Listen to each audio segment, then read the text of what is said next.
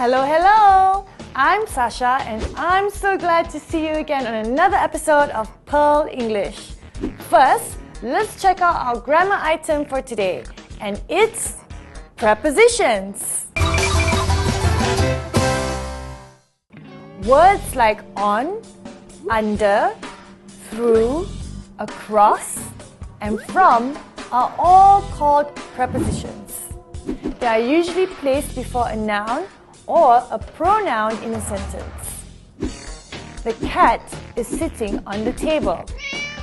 In this sentence, the preposition on is placed before the noun, the table. Actually, the table is a noun phrase, but it functions as a noun in this sentence. Please get the book from him. Here, the preposition from is put before the pronoun him. A preposition can be a single word or two or more words. Here's an example of a single word preposition. In. The dragon is sleeping in the cave. Here's an example of a two-word preposition. Away from. The dog ran away from his master. And here's an example of a three-word preposition. In front of. Susila sits in front of Jenna in the classroom. Let's zero in on two types of prepositions, that is, prepositions of place and prepositions of movement. Prepositions of place tell us where someone or something is. They are also put in a particular place in a sentence. And where's that? Well, we usually put them after the verb. Here's an example.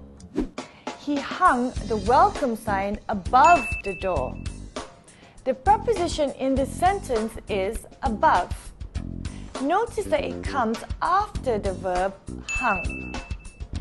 Okay, here are a few common prepositions of place and their meanings.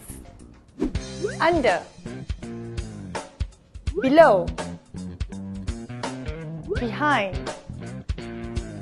against.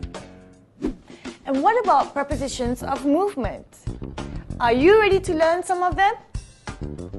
Good! Let's get going. Prepositions of movement tell us that there has been a change in someone or something's position. These prepositions also always follow a verb. Here's an example. The boys are walking towards the river. In this sentence, the verb are walking is followed by the preposition towards, which shows movement. Okay, here are a few common prepositions of movement and their meanings. Across, through, into, out of. Tell you what, why don't we do another type of preposition? The preposition of time. And some of our friends are here to help us understand how to use it. Okay, it's Mrs. T's birthday next week, and I suggest that we buy her a card and a mug that says the best teacher in the world. Yes, that's a good suggestion. Her birthday is at Friday, right? Huh? At? You mean on Friday? Oh, sorry, on Friday. By the way, on what time are we going shopping today? Huh? On? You mean at what time? Yes, at what time? We will meet at my house at 3 p.m. and my mom will drive us to town. Awesome. I will be there after 3 p.m. After? Sorry, I mean before 3 p.m. Right. We use prepositions of time to say when something happens. And that's what our three friends were doing in the video that you just watched. Here are some stills from that video. Poor Ujang. He used the wrong preposition of time. But Safira corrected him and told him that it should be on. For days of the week, including special days and dates, we use on, not at. On what time? Poor Ujang, he got his prepositions crossed again. He should have used at. At what time? Here's the rule. Use at when you are referring to exact points in time. At noon, at 5 p.m, at midnight. Our friend Ujang also used another wrong preposition of time. He used after instead of before. Had he actually gone to Alvin's house after 3 p.m, he would have missed them. I hope Ujang will brush up on his prepositions of time.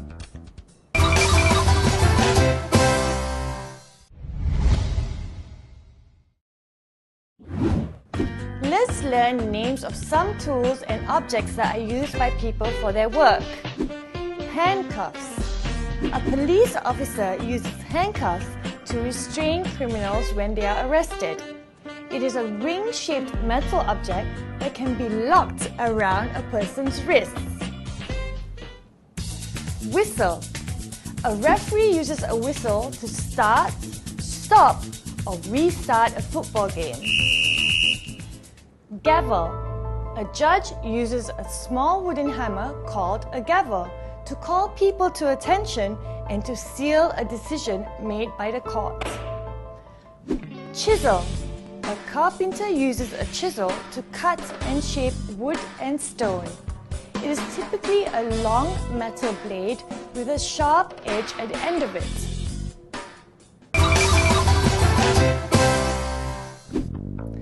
The poem that we are going to look at and interpret today is called A Fighter's Lines by Malaysian poet named Marzuki Ali.